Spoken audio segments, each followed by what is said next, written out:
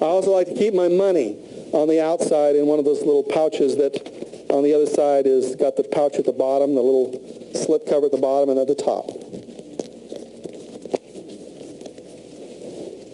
So look up here as you're doing it. On the outside of my pouch, I have money and time. On the inside, I have my addresses and names. I've got my journal, and I've got my long-term planning for my 90 days in advance. There I am controlled and in organization from that very moment. I can do it all in one little thing. I can stick in my pocket or purse, and I'm in control. Okay?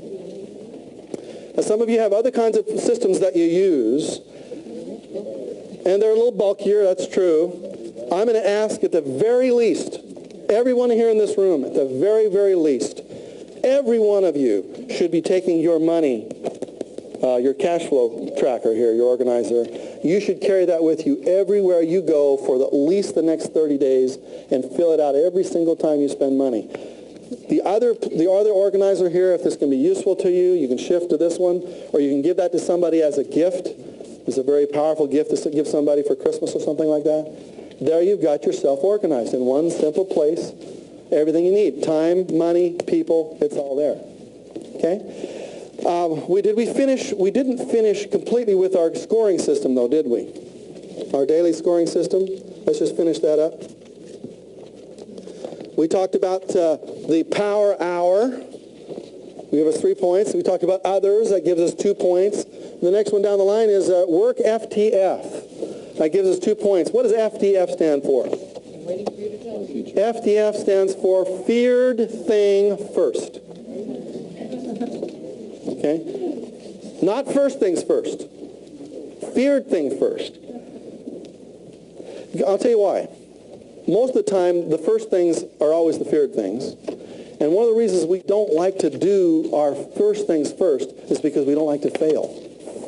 Because most of us are perfectionists. How many of you are perfectionists in this room? I see you raise your hands on that. You're perfectionists. You're going to wait until it's right? So you'd rather have 100% failure because you never do it than to have 50% failure because you just get started. The reason that we don't do our most important tasks is because we don't want to fail at the most important things in our life. And yet the only thing you can really do is to stumble into it and get started immediately. You got to do it. And most of the time our fear is we are not going to be judged well by our peers. We're afraid. That's why we're perfectionists. That's why we want to do it perfect, because we're afraid of what they think. Now, I'm going to ask you to take the feared thing first, the thing that scares you the most as you go down your to-do list. And I'm going to ask you to put it at the very top of your list and do it first. Now, there's several reasons for that. First reason is because it'll probably be one of the most important tasks. Number two, it'll do wonders for your self-esteem. Let me teach you the secret to all self-esteem right now. If you run from what you fear, your self-esteem automatically goes down. If you face what you fear, your self-esteem automatically goes up.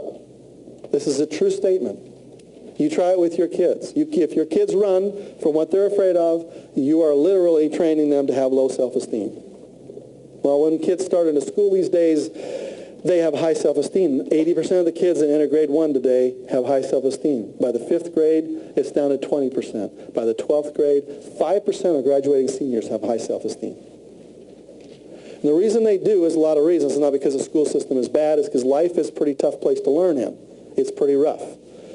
And what you need to be doing is taking the things that are most fearful to you and doing them first. If you do, well, let's look what happens. You start your day off and you say, what's the thing that scares me the most today? I'm going to go ask for a raise. I've been waiting to do for this for months. I deserve it. I'm ready for it. I'm going to go get a raise. You march right in there at 8:30 in the morning. You say, boss, I got to have a raise. He fires you and throws you out the door. At least you have all the rest of the day to look for a new job. But what happens if they say, well, we've just been waiting for you to ask? So how much do you want? Okay, here's 7%, and you walk out of there, and it's 8:30 in the morning. What happens to the rest of your day? You're feeling awesome. You're saying, oh, this is great. It makes the rest of your day worth it. Now, if you take something you're afraid of doing and tackle it first, the rest of the day, by comparison, looks easy. However, if you take the easy things and put them first and wait till the end of the day to do the things you're afraid of, by comparison, the rest of your day looks very difficult. Because in the back of your mind, you're saying to yourself, I still got to go ask the boss for a raise. I'll wait till 4:30. So you're going through your to-do list. You're crossing things off all right and left. You're trying to be real happy about this. When you get to the end of the day, in the back of your mind has been this nagging voice saying, oh, you're going to ask him for a raise. It ruins the whole day. Does that make sense? Yeah. Therefore, do your fear thing first. I'm going to challenge you to do that first for the next 30 days. I'll make you a promise. You do your fear thing first. At the end of 30 days, you're going to feel like you can do anything. I'll tell you why. When you walk in the room, you're asking yourself the question, give me your best shot. What's my feared thing first in here? What's the thing that bothers me the most? Come on, give me your best shot. I can handle it. Right? Because if you train your mind to think that way, you're not afraid of anything.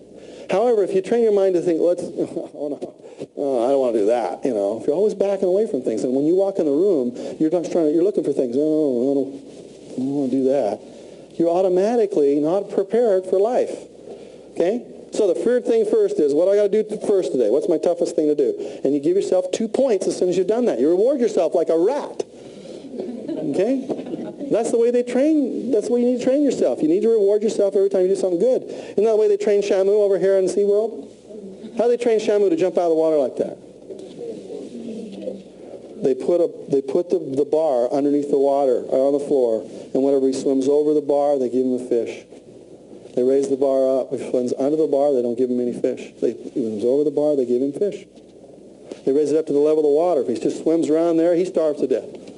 He just rolls over the top of the bar. They give him all the fish he wants. Pretty soon he gets to associate fish with this bar. They raise it a foot above the water. He stays down there. He doesn't, no fish, just jumps over. Lots of fish. I think I'm smart enough to figure this out. I jump over this thing. You give me all the fish I want. Is that right? Good. Raise the bar. I don't care. That's how they get him to jump 20 feet out of the water like that. They train him. You got to train yourself. When you do something that's hard to do, you give yourself some points. You send a letter to somebody you love, you give yourself some points. When you do your power hour, you give yourself some points. And you automatically train yourself to be an awesome human being. Okay? So here's our system. It's all planned together for you. How many of you think that if you did that system for 30 days that your life would be much more in control? Let me see you raising hands on that. Your job and your challenge is to do that. And start with simple things. Like when we go to lunch here in another few minutes, you're going to take that planner with you. You go through what we call the millionaire minute. So let's just cover that really quickly. Fill in some blanks before we're done. Since time is money, that's secret number 3.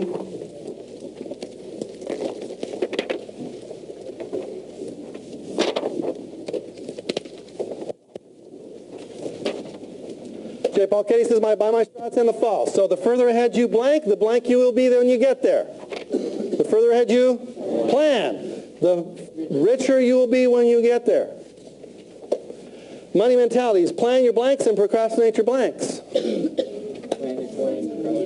Plan your 20s and procrastinate your 80s, or if you want to say it another way, plan your needs and procrastinate your wants.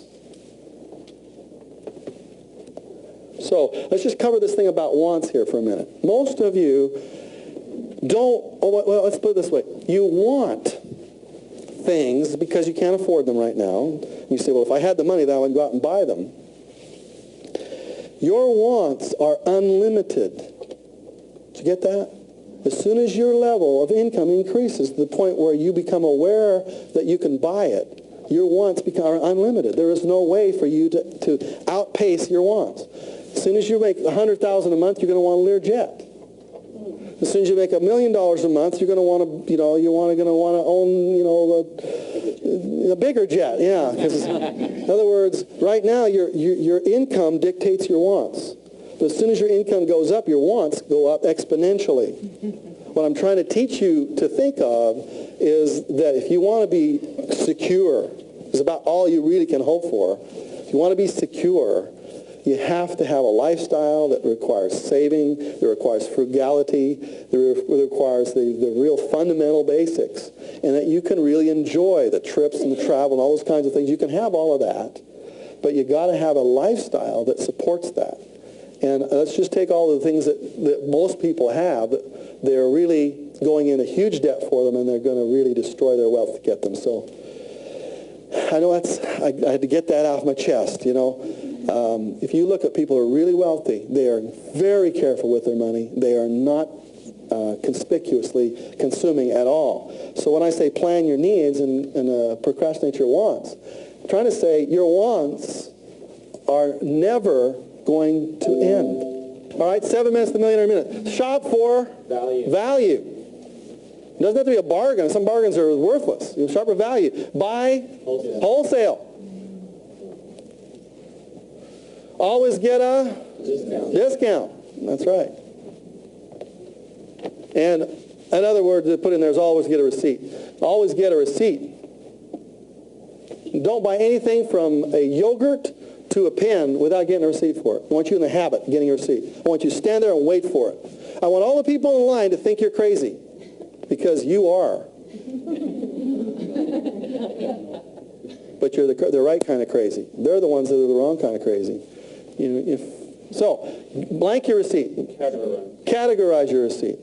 Blank your cash flow. Track your cash flow. Blank your leaks. Track your leaks. In other words, you got to flip it on the backside and blank your receipt. File your receipt. That's what the Millionaire Minute consists of. I look for value. I try to get a discount. I'm trying to buy wholesale. I get my receipt. I categorize my receipt. I'm going to track my cash flow. I'm going to balance my leaks, and I'm going to take that receipt and put it away. And if you'll do that, it takes you about a minute, sometimes 2 minutes per transaction every day. You're up to speed. You need a system for tracking your time and money, and that's what I've given you. I've given you a money tracker, a daily organizer, a 90-day planner, a phone book, and a journal. It's all found in that one little power planner that I had up here just a minute ago. Here it is right here. There it is right there. Your wealth system contains your vital documents files, your owns and loans files, things you own, things you will own, your faucets and leaks. So your money rules are, I extend my blank blank each day. I extend my network planning horizon every day. Every day I got to extend my planning horizon. Rule number 2, I practice the Millionaire Minute. And number 3, I cut my living expenses by, well, let's do that now here. You notice I don't carry too many credit cards, but I do carry my old platinum card here. It's the only one I carry. Why? I have to pay this thing off every month. No matter how much I spend every month, they get a bill from that, and they want that money. They let me know when I'm late. I have to pay this off every month. It forces me to pay off every month. Now, I've done a lot of research on credit cards. It's really simple. If you want to cut your living expenses by 30% instantly, take all your credit cards out of your wallet and purse and cut them up and throw them away, except for one, which I'll be showing you how to use here in a few minutes. Cut them up, because when you don't have your credit card, what happens? Your spending drops automatically. If you would take and cut your credit cards up, your living expenses automatically, with no effort, automatically will drop 30% in the next 12 months. Try it. If you've got access to the credit card cash, you're going to spend it. If you don't have access to it, you can't find it, you automatically stop the spending you would have normally spent on without any effort whatsoever. Does that make sense to you? That's a hard thing to do. See, you need a credit card for identification and all those other kind of reasons and excuses that you always give me. Credit cards are death. Death to financial freedom. Take your credit cards and save one of them for emergencies and for any of other Robert Allen seminars that I'm going to ask you to buy on Tuesday afternoon. But other than that, you take that credit card and you cut it up. Does that make sense? Okay? I know that's a tough one, but that'll automatically, you try me, automatically and instantly will cut your living expenses by 20-30%. It'll take you about 3 seconds to do that. So the last one here, finally, is I cut my living expenses by plastic surgery.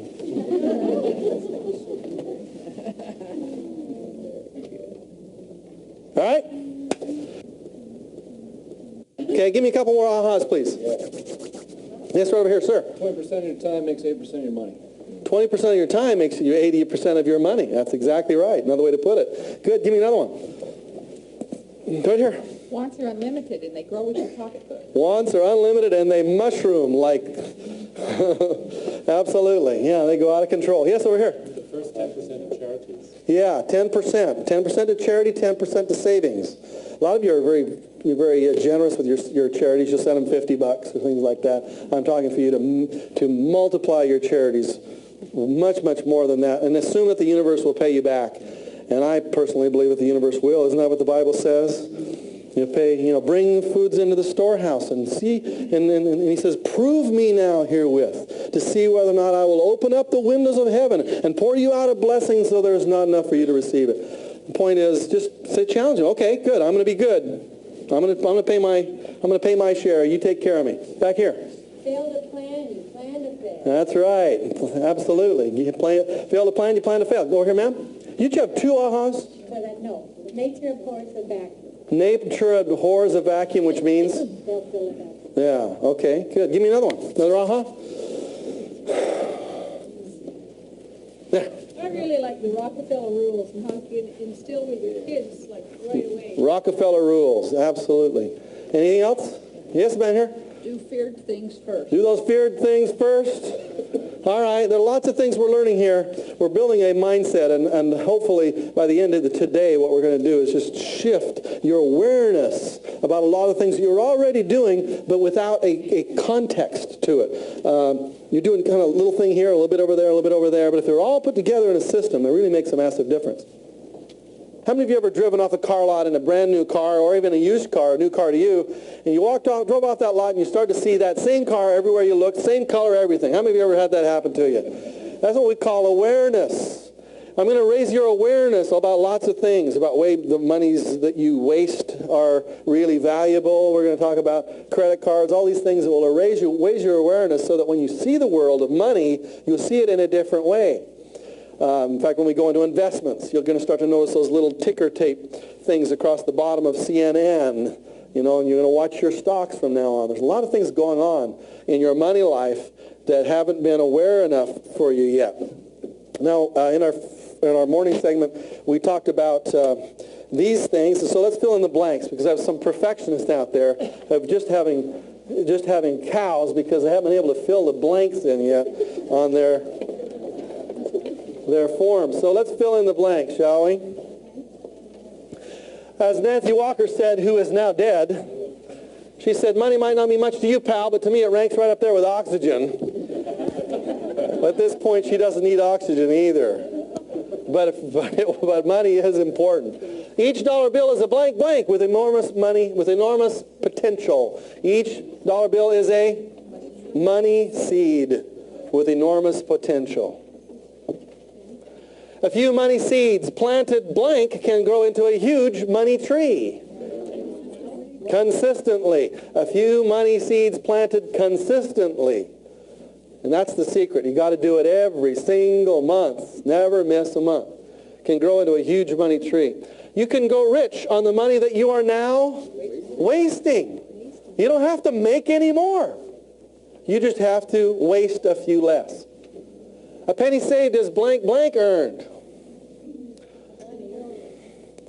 Well, a penny saved, if you just save the penny, well, then a penny saved is a penny earned. But a penny invested is 10,000 pennies earned. Because if I'll invest that money, it grows into an awful lot. The cost of blank is extremely high. Start now. Cost of procrastination is extremely high. Start now. You can't make blank decisions today and expect to be blank tomorrow. You can't make poor decisions today and expect to be rich tomorrow. Every day gives you a chance to test your money rules. For instance, suppose, how many of you ever gotten a parking ticket before? Let me see, raise hands on that. You get the parking ticket, and what do you do with it? You're just so ticked off about it, you just could scream. You stick it in a little slot in the side of your car. You're just going to show them, aren't you? You're just going to show them they can't give you a ticket like that. It matures in there for a while, and pretty soon, how many days does it go by before it doubles? It's 30 days. You ever had a parking ticket double on you? How many of you had that happen? Okay, good. You procrastinated it and it doubled on you. When that happened, you really made a decision that you wanted to be poor in the future. Because your future is going to arrive. You know, you probably said, well, I'll tell you what I'll do. I'll just let this sit until I do my registration next year. And I'll just let it sit there. They're going to go get all my registration. Then I go and I'll pay a check for my registration. I'll pay all my bills and all my tickets will all be paid off. They'll all be paid off at 200% and 300%. But you don't have the money today, do you? That's why, oh, darn it, I can't afford that $30 ticket today. Can you afford the $90 ticket tomorrow? So you can't make poor decisions today and expect to be rich tomorrow. You have to make rich decisions today, even if it means coming up with money you don't have, because in the future you won't have it either. In fact, you'll have a whole heck of a lot less of it if you wait until tomorrow to pay it. So that's the way you take your discounts today, you make your rich decisions today. When it comes to the rules at the bottom here, I spend my money blank. Wisely, good. I never pay retail, and I save at least blank percent of all I earn, 10% of all I earn. Now let's talk about savings for a minute. Savings. We talked about savings here this morning a little bit. Let's just finish that discussion. Whenever you save money, and you should constantly be looking for saving money, you have to save it. A friend of mine quit smoking here a few months ago, and she says, I saved $50 last month. I said, where is it? I don't know, maybe it's in my donut budget. Where did it go? Give me the $50. I don't know, I don't have it. She saved it. I mean, she stopped smoking, therefore there was $50 supposedly left in her life. Where is it? She had to saved it. She had saved it. But it doesn't do any good just to save it. You have to double save it. You have to take it out of your life. You have to stick it somewhere so that it's gone. So if you go to a gas station, for instance, and you're trying to save money on gas, that $2 that you save, you should take and put it in an extra little spot in your wallet or purse and get it out of your budget. Get it out. When you get home, download that money, take it out of the spot, and put it in your savings slot and send it to the bank and get rid of it. Because you will always spend as much money as you have. You'll just spend up to it. So you should get all this excess cash out of your life as much as possible. And if you saved money on a movie theater ticket, because you went on Tuesday instead of going on Saturday night, and you saved that $3, don't just pay the $3 for your ticket. Take that extra money you would have saved, stick it in another pocket somewhere, and you get home, get it in the jar that you let build up in there, because you won't notice the difference. I mean, your budget will still be the same. Your life will probably still go on the same without you even noticing it. Is you'll have this extra $200 or $300 or $400 a month that starts to kind of build up over time, and pretty soon it gives you that chance to put money in stocks and bonds and mutual funds and things of that nature, all right? So that's what I call saving, and it's really critical. And so we've talked about 4 skills up to this point. Well, actually, we've talked about 3 skills. Now we're going to go into the 4th, 5th, 6th, and 7th skills. First skill we talked about was valuing it. How many of you are valuing those dollar bills more today than you did yesterday? Let me see, raise your hands on that. How many of you actually filled out your little money tracker there when you got your, okay, good. And most of you wrote down that this was a business expense. Hopefully it was a business lunch. You got to write that off. How many of you let somebody else pick up the lunch for you today? Now those are the smart ones. That's right. We try to avoid writing in our little booklets at all. If someone else will pick up the lunch for you, then that's a real deduction that you want, all right? That's why whenever I go to lunch, I try to not take my wallet with me. I also like to keep my money on the outside in one of those little pouches that on the other side is got the pouch at the bottom, the little slip cover at the bottom and at the top. So look up here as you're doing it. On the outside of my pouch, I have money and time. On the inside, I have my addresses and names. I've got my journal, and I've got my long-term planning for my 90 days in advance. There I am controlled and in organization from that very moment. I can do it all in one little thing. I can stick in my pocket or purse, and I'm in control. Okay? Now, some of you have other kinds of systems that you use, and they're a little bulkier, that's true. I'm going to ask at the very least, everyone here in this room, at the very, very least, every one of you should be taking your money your cash flow tracker here, your organizer. You should carry that with you everywhere you go for at least the next 30 days and fill it out every single time you spend money. The other organizer here, if this can be useful to you, you can shift to this one, or you can give that to somebody as a gift.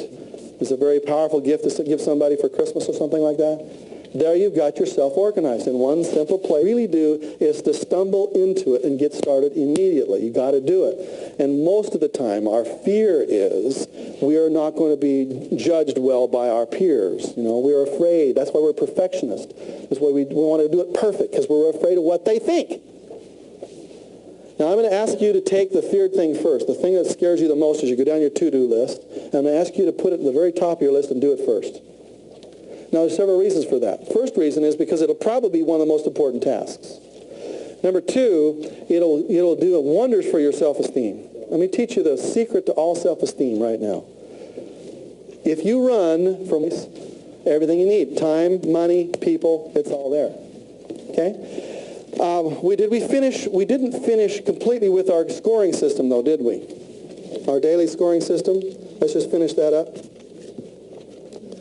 We talked about the power hour. We give us 3 points. We talked about others. That gives us 2 points. The next one down the line is work FTF. That gives us 2 points. What does FTF stand for? FTF stands for feared thing first. Okay? Not first things first. Feared thing first. I'll tell you why. Most of the time, the first things are always the feared things. And one of the reasons we don't like to do our first things first is because we don't like to fail. Because most of us are perfectionists. How many of you are perfectionists in this room? I see you raise your hands on that. You're perfectionists. You're going to wait until it's right? So you'd rather have 100% failure because you never do it than to have 50% failure because you just get started. The reason that we don't do our most important tasks is because we don't want to fail at the most important things in our life. And yet the only thing you can